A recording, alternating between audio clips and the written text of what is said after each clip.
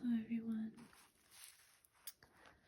Today I'm going to be, of course, picking up where I left off, reading Harry Potter and the Chamber of Secrets. I do apologize if I have to pause for like a sip of water, or if I'm out of breath. My throat's been a little scratchy. Without further ado, I'm going to pick up Chapter 7, Mudbloods and Murmurs. Harry spent a lot of time over the next few days dodging out of sight whenever he saw Gilderoy Lockhart coming down a corridor. Harder to avoid was Cullen Creevey, who seemed to have memorized Harry's schedule. Nothing seemed to give Cullen a better thrill than to say, "All right, Harry, 6 or 7 times a day," and hear, "Hello, Cullen," back, however exasperated Harry sounded when he said it. Hedwig was still angry with Harry about the disastrous car journey, and Ron's wand was still malfunctioning, surpassing itself on Friday morning by shooting out of Ron's hand in charms and hitting tiny old Professor Flitwick squarely between the eyes, creating a large, throbbing green boil where it had struck. So with one thing and another, Harry was quite glad to reach the weekend. He, Ron, and Hermione were planning to visit Hagrid on Saturday morning. Harry, was shaken awake several hours earlier than he would have liked by Oliver Wood, captain of the Gryffindor Quidditch team. "What's the matter?" said Harry groggily. "Quidditch practice," said Wood. "Come on." Harry squinted at the window. There was a thin mist hanging across the pink and gold sky. Now that he was awake, he couldn't understand how he could have slept through the racket the birds were making. "Oliver," Harry croaked, "it's the crack of dawn." "Exactly," said Wood. He was a tall and burly 6th year, and at the moment his eyes were gleaming with a crazed enthusiasm. "It's part of our new training program. Come on, grab your broom and let's go," said Wood heartily. "None of the other teams have started training yet. We're going to be first off the mark this year."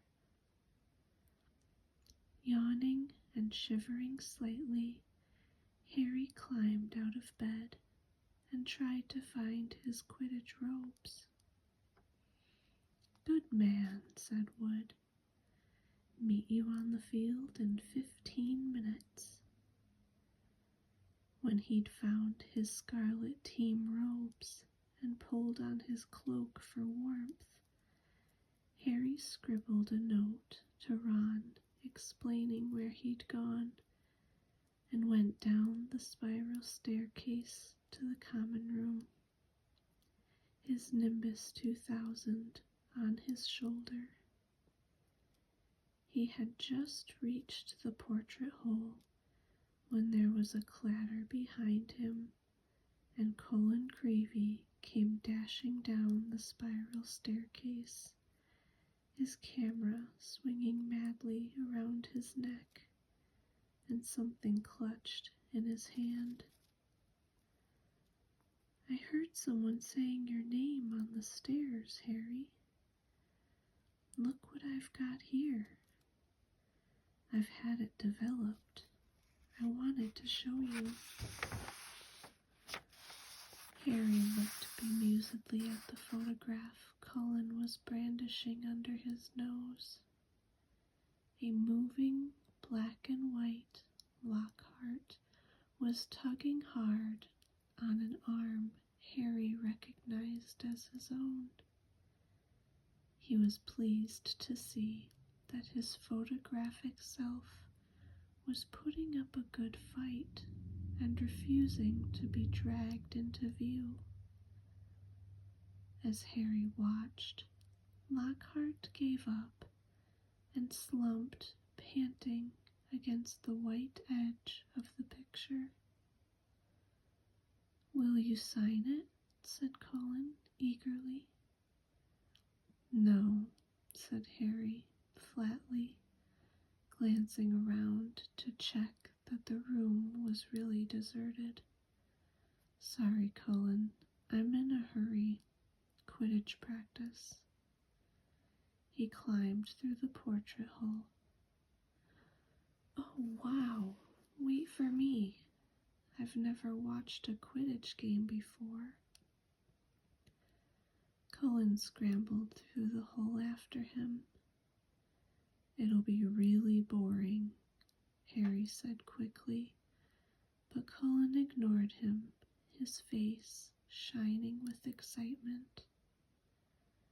"You were the youngest house player in 100 years, weren't you, Harry? Weren't you?" said Cullen, trotting alongside him. "You must be brilliant. I've never flown. Is it easy? Is that your own broom? Is that the best one there is?" Harry didn't know how to get rid of him. It was like having an extremely talkative shadow. "I don't really understand Quidditch," said Cullen breathlessly. "Is it true there are 4 balls, and 2 of them fly around, trying to knock people off their brooms?" "Yes," said Harry, heavily, resigned to explaining the complicated rules of Quidditch. "They're called bludgers. There are 2 beaters on each team who carry clubs to beat the bludgers away from their side. Fred and George Weasley are the Gryffindor beaters." "And what are the other balls for?" Cullen asked, tripping down a couple of steps because he was gazing open-mouthed at Harry. "Well, the quaffle, that's the biggish red one, is the one that scores goals. 3 chasers on each team throw the quaffle to each other and try and get it through the goal posts at the end of the pitch. They're 3 long poles with hoops at the end." "And the 4th ball?" "Is the golden snitch," said Harry. "And it's very small, very fast, and difficult to catch. But that's what the Seekers got to do, because a game of Quidditch doesn't end until the snitch has been caught. And whichever team's Seeker gets the snitch earns his team an extra 150 points. And you're the Gryffindor Seeker, aren't you?" said Cullen in awe. "Yes," said Harry, as they left the castle and started across the dew-drenched grass. "And there's the keeper, too. He guards the goalposts. That's it, really." But Cullen didn't stop questioning Harry all the way down the sloping lawns to the Quidditch field, and Harry only shook him off when he reached the changing rooms. Cullen called after him in a piping voice, "I'll go and get a good seat, Harry," and hurried off to the stands. The rest of the Gryffindor team were already in the changing room. Wood was the only person who looked truly awake. Fred and George Weasley were sitting, puffy-eyed and tousle-haired, next to fourth-year Alicia Spinnet, who seemed to be nodding off against the wall behind her. Her fellow chasers, Katie Bell and Angelina Johnson, were yawning side by side opposite them. "There you are, Harry. What kept you?" said Wood briskly. "Now, I wanted a quick talk with you all before we actually get onto the field, because I spent the summer devising a whole new training program, which I really think will make all the difference." Wood was holding up a large diagram of a Quidditch field on which were drawn many lines, arrows, and crosses in different colored inks. He took out his wand, tapped the board, and the arrows began to wiggle over the diagram like caterpillars. As Wood launched into a speech about his new tactics, Fred Weasley's head drooped right onto Alicia Spinnet's shoulder, and he began to snore. The first board took nearly 20 minutes to explain, but there was another board under that, and a third under that one. Harry sank into a stupor as Wood droned on and on. "So," said Wood, at long last, jerking Harry from a wistful fantasy about what he could be eating for breakfast at this very moment up at the castle. "Is that clear? Any questions?" "I've got a question, Oliver," said George, who had woken with a start. "Why couldn't you have told us all this yesterday when we were awake?" Wood wasn't pleased. "Now, listen here, you lot," he said, glowering at them all. "We should have won the Quidditch Cup last year. We're easily the best team. But, unfortunately, owing to circumstances beyond our control," Harry shifted guiltily in his seat. He had been unconscious in the hospital wing for the final match of the previous year, meaning that Gryffindor had been a player short and had suffered their worst defeat in 300 years.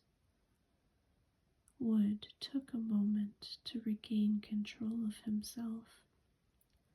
Their last defeat was still clearly torturing him. "So this year we train harder than ever before. Okay, let's go and put our new theories into practice," Wood shouted, seizing his broomstick and leading the way out of the locker rooms. Stiff-legged and still yawning, his team followed. They had been in the locker room so long that the sun was up completely now, although remnants of mist hung over the grass in the stadium. As Harry walked onto the field, he saw Ron and Hermione sitting in the stands. "Aren't you finished yet?" called Ron incredulously. "Haven't even started," said Harry, looking jealously at the toast and marmalade Ron and Hermione had brought out of the Great Hall. "Wood's been teaching us new moves." He mounted his broomstick and kicked at the ground, soaring up into the air. The cool morning air whipped his face, waking him far more effectively than Wood's long talk. It felt wonderful to be back on the Quidditch field.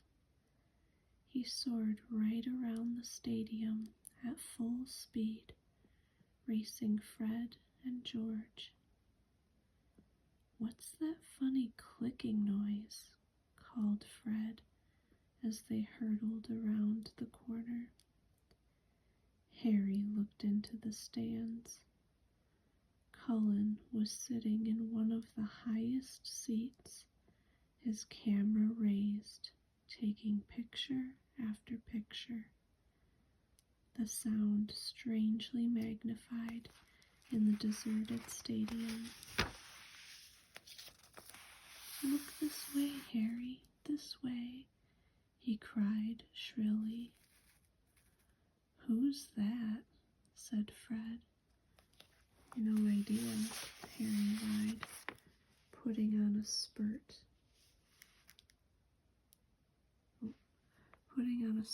of speed that took him as far away as possible from Cullen. "What's going on?" said Wood, frowning, as he skimmed through the air toward them. "Why's that first year taking pictures? I don't like it. He could be a Slytherin spy, trying to find out about our new training program." "He's in Gryffindor," said Harry quickly. "And the Slytherins don't need a spy, Oliver," said George. "What makes you say that?" said Wood testily. "Because they're here in person," said George, pointing. Several people in green robes were walking onto the field, broomsticks in hand. "I don't believe it," Wood hissed in outrage. "I booked the field for today. We'll see about this." Wood shot toward the ground, landing rather harder than he meant to in his anger, staggering slightly as he dismounted. Harry, Fred, and George followed. "Flint," Wood bellowed at the Slytherin captain. "This is our practice time. We got up specially. You can clear off now."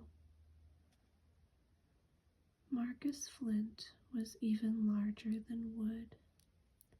He had a look of trollish cunning on his face as he replied, "Plenty of room for us all, Wood." Angelina, Alicia, and Katie had come over too. There were no girls on the Slytherin team who stood shoulder to shoulder facing the Gryffindors, leering to a man. "But I booked the field," said Wood, positively spitting with rage. "I booked it." "Ah," said Flint, but I've got a specially signed note here from Professor Snape.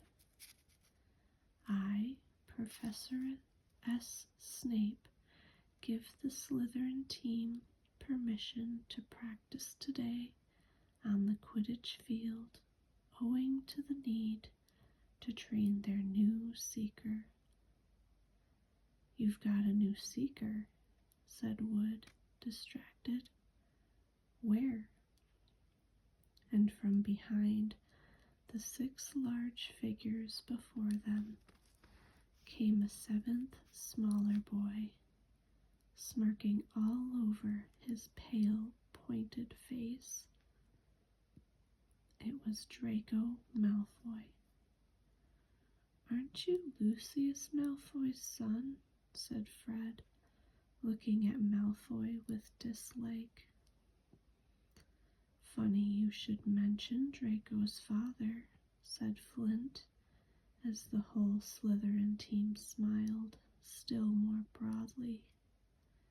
Let me show you the generous gift he's made to the Slytherin team.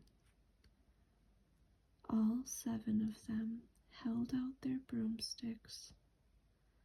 7 highly polished, brand new handles, and 7 sets of fine gold lettering spelling the words Nimbus 2001 gleamed under the Gryffindors' noses in the early morning sun. Very latest model. Only came out last month, said Flint carelessly, flicking a speck of dust from the end of his own. I believe it outstrips the old 2000 series by a considerable amount. As for the old clean sweeps, he smiled nastily at Fred and George, who were both clutching clean sweep 5s. Sweeps the board with them. None of the Gryffindor team could think of anything to say for a moment. Malfoy was smirking so broadly his cold eyes were reduced to slits. Oh, look, said Flint. A field invasion. Ron and Hermione were crossing the grass to see what was going on. What's happening? Ron asked Harry. Why aren't you playing? And what's he doing here? He was looking at Malfoy, taking in his Slytherin Quidditch robes. I'm the new Slytherin seeker, Weasley, said Malfoy smugly. Everyone's just been admiring the brooms my father's bought our team. Ron gaped, open-mouthed, at the 7 superb broomsticks in front of him. Good, aren't they? Said Malfoy smoothly. But perhaps the Gryffindor team will be able to raise some gold and get new brooms too. You could raffle off those clean sweep 5s. I expect a museum would bid for them. The Slytherin team howled with laughter. At least no one on the Gryffindor team had to buy their way in, said Hermione sharply.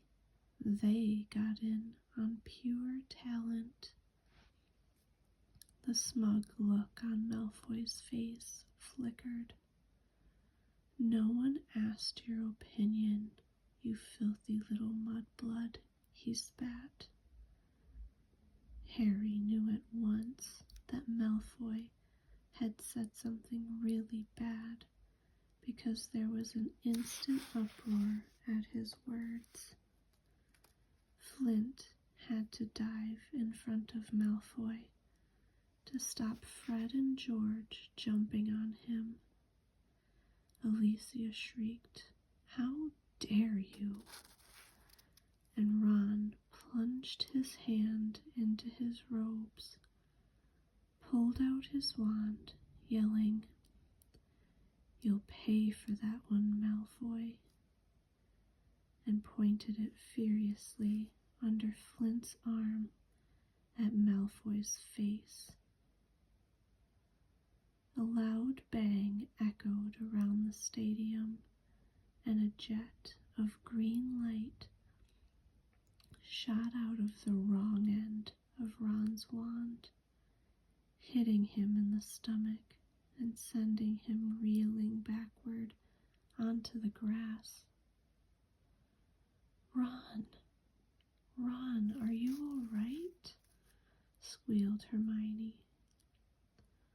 Ron opened his mouth to speak, but no words came out. Instead, he gave an almighty belch, and several slugs dribbled out of his mouth onto his lap. The Slytherin team were paralyzed with laughter.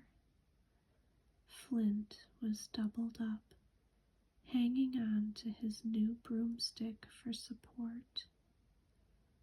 Malfoy was on all fours, banging the ground with his fist. The Gryffindors were gathered around Ron, who kept belching large, glistening slugs.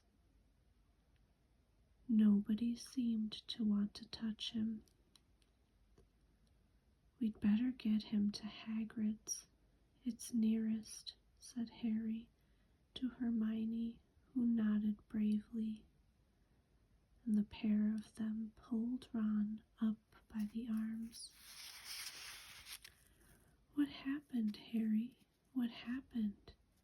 Is he ill? But you can cure him, can't you?" Cullen had run down from his seat and was now dancing alongside them as they left the field. Ron gave a huge heave, and more slugs dribbled down his front. "Oh," said Cullen, fascinated, and raising his camera. "Can you hold him still, Harry?"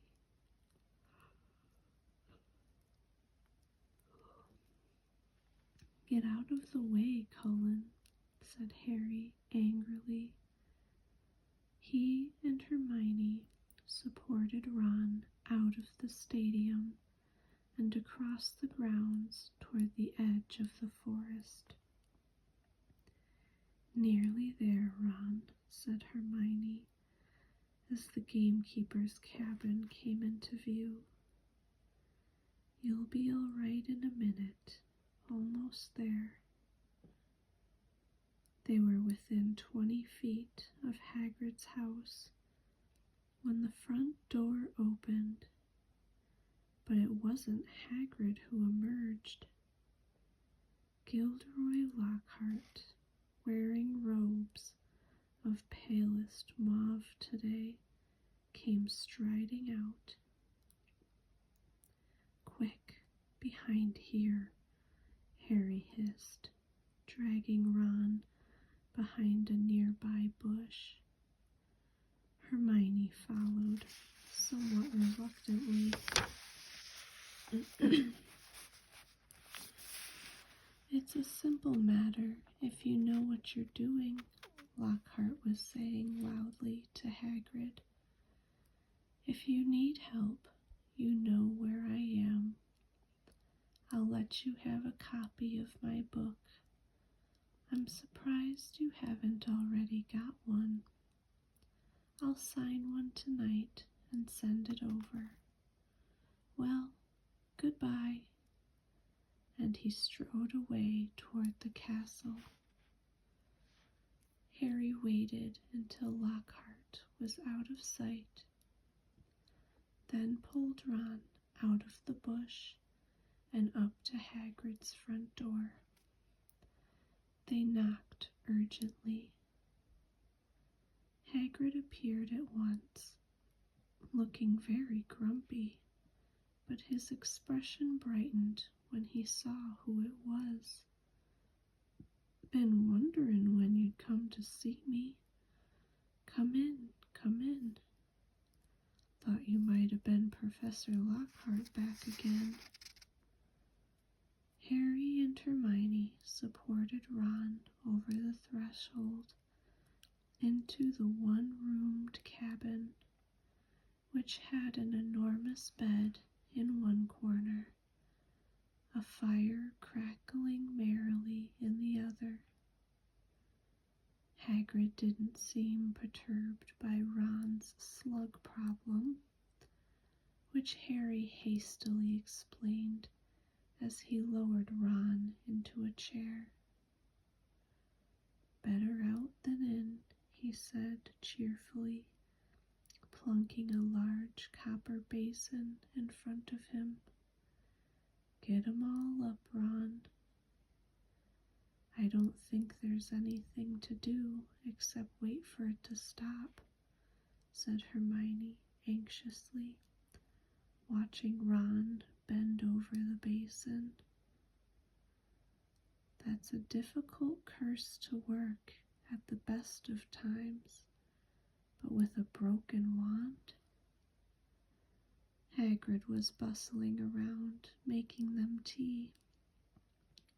His boarhound Fang was slobbering over Harry. "What did Lockhart want with you, Hagrid?"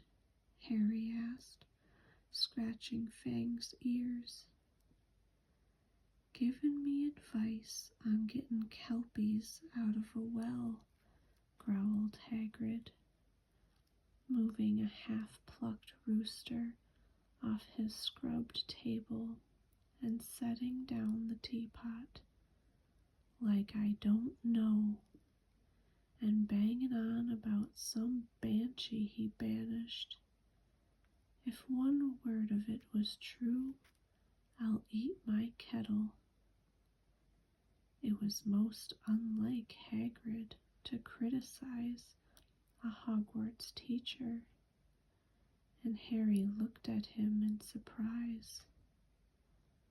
Hermione, however, said in a voice somewhat higher than usual, "I think you're being a bit unfair.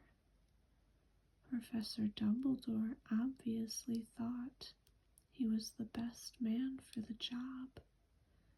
"He was the only man for the job," said Hagrid, offering them a plate of treacle fudge, while Ron coughed squelchily into his basin. "And I mean the only one. Getting very difficult to find anyone for the dark arts job. People aren't too keen to take it on, see? They're starting to think it's jinxed. No one's lasted long for a while now." "So tell me," said Hagrid, jerking his head at Ron, "who was he trying to curse?" "Malfoy called Hermione something. It must have been really bad, because everyone went wild." "It was bad," said Ron hoarsely, emerging over the tabletop, looking pale and sweaty. "Malfoy called her Mudblood, Hagrid." Ron dived out of sight again as a fresh wave of slugs made their appearance. Hagrid looked outraged. "He didn't," he growled at Hermione. "He did," she said, "but I don't know what it means. I could tell it was really rude, of course." "It's about the most insulting thing he could think of," gasped Ron, coming back up. Mudblood's a really foul name for someone who is muggle-born. You know, non-magic parents. There are some wizards, like Malfoy's family, who think they're better than everyone else because they're what people call pure blood. He gave a small burp, and a single slug fell into his outstretched hand. He threw it into the basin and continued. I mean, the rest of us know it doesn't make any difference at all. Look at Neville Longbottom. He's pure blood, and he can hardly stand a cauldron the right way up. And they haven't invented a spell our Hermione can't do, said Hagrid proudly, making Hermione go a brilliant shade of magenta. It's a disgusting thing to call someone, said Ron, wiping his sweaty brow with a shaking hand. Dirty blood, see, common blood. It's ridiculous. Most wizards these days are half-blood anyway. If we hadn't married muggles, we'd have died out. He retched and ducked out of sight again. Well, I don't blame you for trying to curse him, Ron, said Hagrid loudly over the thuds of more slugs hitting the basin. But maybe it was a good thing your wand backfired. Spect Lucius Malfoy would have come marching up to the school if you'd cursed his son. Least you're not in trouble. Harry would have pointed out that trouble didn't come much worse than having slugs pouring out of your mouth, but he couldn't. Hagrid's treacle fudge had cemented his jaws together. Harry, said Hagrid abruptly, as though struck by a sudden thought, got a bone to pick with you. I've heard you've been giving out signed photos. How come I haven't got one? Furious, Harry wrenched his teeth apart. I have not been giving out signed photos, he said hotly. If Lockhart's still spreading that around. But then he saw that Hagrid was laughing. I'm only joking, he said, patting Harry genially on the back and sending him face first into the table. I knew you hadn't really. I told Lockhart you didn't need to. You're more famous than him without trying. Bet he didn't like that, said Harry, sitting up and rubbing his chin. Don't think he did, said Hagrid, his eyes twinkling. And then I told him I'd never read one of his books, and he decided to go. Treacle fudge, Ron, he added as Ron reappeared. No thanks, said Ron weakly. Better not risk it. Come and see what I've been growing, said Hagrid, as Harry and Hermione finished the last of their tea. In the small vegetable patch behind Hagrid's house were a dozen of the largest pumpkins Harry had ever seen. Each was the size of a large boulder. getting on well, aren't they? Said Hagrid happily. For the Halloween feast. Should be big enough by then. What have you been feeding them? Said Harry. Hagrid looked over his shoulder to check that they were alone. Well, I've been giving them, a bit of help. Harry noticed Hagrid's flowery pink umbrella leaning against the back wall of the cabin. Harry had had reason to believe before now that his umbrella was not all that it looked.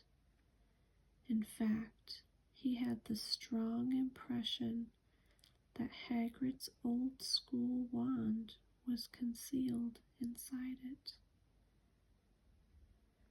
Hagrid wasn't supposed to use magic. He had been expelled from Hogwarts in his 3rd year, but Harry had never found out why. Any mention of the matter, and Hagrid would clear his throat loudly and become mysteriously deaf until the subject was changed. An engorgement charm, I suppose, said Hermione, halfway between disapproval and amusement. Well, you've done a good job on them. That's what your little sister said Hagrid, nodding at Ron. Met her just yesterday. Hagrid looked sideways at Harry, his beard twitching. Said she was looking around the grounds, but I reckon she was hoping she might run into someone else at my house. He winked at Harry. If you ask me, she wouldn't say no to a signed. Oh, shut up, said Harry. Ron snorted with laughter, and the ground was sprayed with slugs. Watch it, Hagrid roared, pulling Ron away from his precious pumpkins. It was nearly lunchtime, and as Harry had only had one bit of treacle fudge since dawn, he was keen to go back to school to eat. They said goodbye to Hagrid and walked back up to the castle, Ron hiccuping occasionally, but only bringing up 2 very small slugs. They had barely set foot in the cool entrance hall when a voice rang out, There you are, Potter, Weasley. Professor McGonagall was walking toward them, looking stern. You will both do your detentions this evening. What are we doing, Professor? Said Ron, nervously suppressing a burp. You will be polishing the silver in the trophy room with Mr. Filch, said Professor McGonagall. And no magic, Weasley. Elbow grease. Ron gulped. Argus Filch, the caretaker, was loathed by every student in the school. And you, Potter, will be helping Professor Lockhart answer his fan mail, said Professor McGonagall. Oh, no, Professor, can't I go and do the trophy room too? Said Harry desperately. Certainly not, said Professor McGonagall, raising her eyebrows. Professor Lockhart requested you particularly. 8 o'clock sharp, both of you. Harry and Ron slouched into the great hall in states of deepest gloom, Hermione behind them, wearing a "well, you did break the school rules" sort of expression. Harry didn't enjoy his shepherd's pie as much as he'd thought. Both he and Ron felt like they got the worst deal. "Filch'll have me there all night," said Ron heavily. "No magic? There must be 100 cups in that room. I'm no good at muggle cleaning." "I'd swap any time," said Harry hollowly. "I've had loads of practice with the Dursleys. Answering Lockhart's fan mail? He'll be a nightmare." Saturday afternoon seemed to melt away, and in what seemed like no time, it was 5 minutes to 8, and Harry was dragging his feet along the second-floor corridor to Lockhart's office. He gritted his teeth and knocked. The door flew open at once. Lockhart beamed down at him. "Ah, here's the scallywag," he said. "Come in, Harry, come in." Shining brightly on the walls, by the light of many candles, were countless framed photographs of Lockhart. He had even signed a few of them. Another large pile lay on his desk. "You can address the envelopes," Lockhart told Harry, as though this was a huge treat. "The first one's to Gladys Gudgeon, bless her. Huge fan of mine." The minutes snailed by. Harry let Lockhart's voice wash over him, occasionally saying and "right" and "yeah." Now and then he caught phrases like "fame's a fickle friend, Harry," or "celebrity is as celebrity does. Remember that." The candles burned lower and lower, making the light dance over the many moving faces of Lockhart watching him. Harry moved his aching hand over what felt like the 1,000th envelope, writing out Veronica Smethly's address. It must be nearly time to leave, Harry thought miserably. Please let it be nearly time. And then he heard something quite apart from the spitting of the dying candles and Lockhart's prattle about his fans. It was a voice to chill the bone marrow, a voice of breathtaking ice-cold venom. Come to me. Let me rip you. Let me tear you. Let me kill you." Harry gave a huge jump, and a large lilac blot appeared on Veronica Smethly's street. "What?" he said loudly.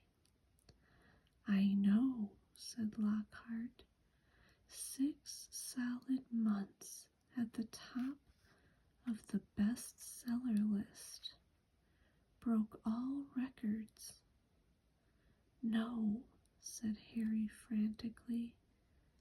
That voice. Sorry? Said Lockhart, looking puzzled. What voice? That voice that said, didn't you hear it?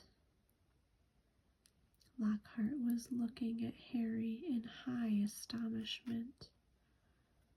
What are you talking about, Harry?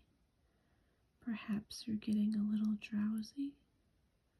Great Scott, look at the time.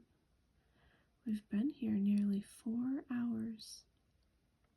I'd never have believed it. The time's flown, hasn't it? Harry didn't answer.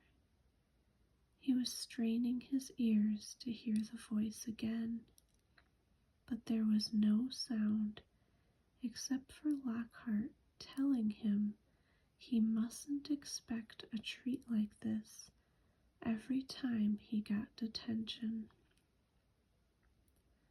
Feeling dazed, Harry left. It was so late that the Gryffindor common room was almost empty. Harry went straight up to the dormitory. Ron wasn't back yet. Harry pulled on his pajamas, got into bed, and waited. Half an hour later, Ron arrived, nursing his right arm and bringing a strong smell of polish into the darkened room. My muscles have all seized up, he groaned, sinking onto his bed. 14 times he made me buff up that Quidditch cup before he was satisfied. And then I had another slug attack all over a special award for services to the school. Took ages to get the slime off. How was it with Lockhart? Keeping his voice low so as not to wake Neville, Dean, and Seamus, Harry told Ron exactly what he had heard. And Lockhart said he couldn't hear it, said Ron.